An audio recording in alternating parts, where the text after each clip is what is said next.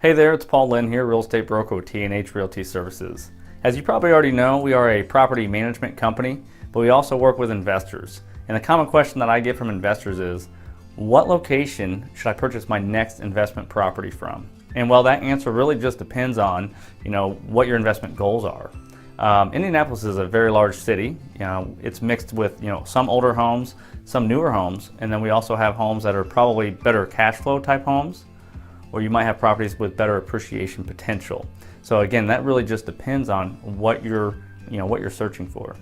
Indianapolis is a great city, and so is the rental market. So because it's so big, you'll want to do your homework up front before picking that exact property, because I'm sure you're looking online and you're probably seeing, great deals out there, but so without doing the proper homework, you just really don't know if that property is going to fit your exact investment goals. There are a few key factors you'll want to keep in mind when searching for that next investment property. Here in Indianapolis, you'll want to learn and get to know the areas. So Indianapolis actually is made up of 9 townships. And then throughout the townships, or around the city of Indianapolis, is I-465, or we call it the loop, okay? The loop goes around a circle around the city, and around that loop and inside that loop are 9 different townships. And so you'll want to learn each one of those townships and what they are, what locations they're at.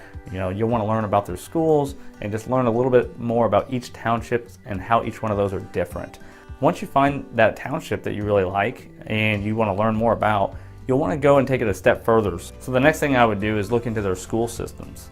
Again, each township has different schools and different programs, and renters are just like yourself. So if you were going to go look for a property, you're probably going to research the schools. And so renters do the same thing. Even though they're not buying the home, they're going to make it their home for the time being. So you'll want to learn about the schools. A good way to learn about the schools would be to obviously do your own homework, but then to also contacting a local real estate agent or a property management company that has a better knowledge about those schools. The third thing I would look at here in Indianapolis, and I would look at the crime rating, okay? And again, you got to think like a renter sometimes.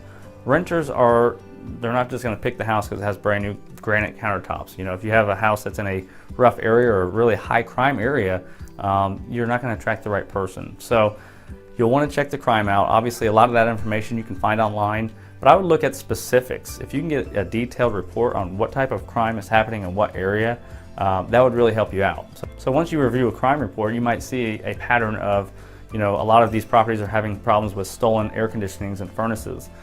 If you see that pattern, to me, what that indicates is somebody's targeting these vacant homes and stealing very expensive stuff. So for you, if you see that, that might be a red flag that in today's market, that might not be the area that I want to invest in. So take that into consideration when you're picking out your next investment property. So now that you've done your homework and your research of Indianapolis and you have your investment goals laid out in front of you, and you kind of know specifics, what type of property you want and things like that, what is your next step after all of that? Number one, I always recommend, again, contacting a local real estate agent or property management company. No one knows the market better than a professional that does this on a day-to-day basis. After contacting a real estate agent or a professional, you'll want to just share those goals and your questions with them. And keep in mind that not every real estate agent or property management company is set up to handle investors. So you'll want to look online and find somebody specifically for your needs that'll help you get to where you need to be so you can meet your goals. The second thing that I would recommend, if at all possible, is to come into town, and what I always like to say is put your boots on the ground, okay? And what that means is come here with your list, with your questions, with your properties, and physically drive through these properties and take a look at them, because that'll help you get more familiar with the area and understand exactly what you're looking at. I can tell you right now, searching on Google Earth and driving down streets, it always looks great on the computer. I don't know if Google found the sunniest day ever to go through some of these neighborhoods, but they look great when you look on the computer, and I'm not knocking that method. It's a nice tool to have.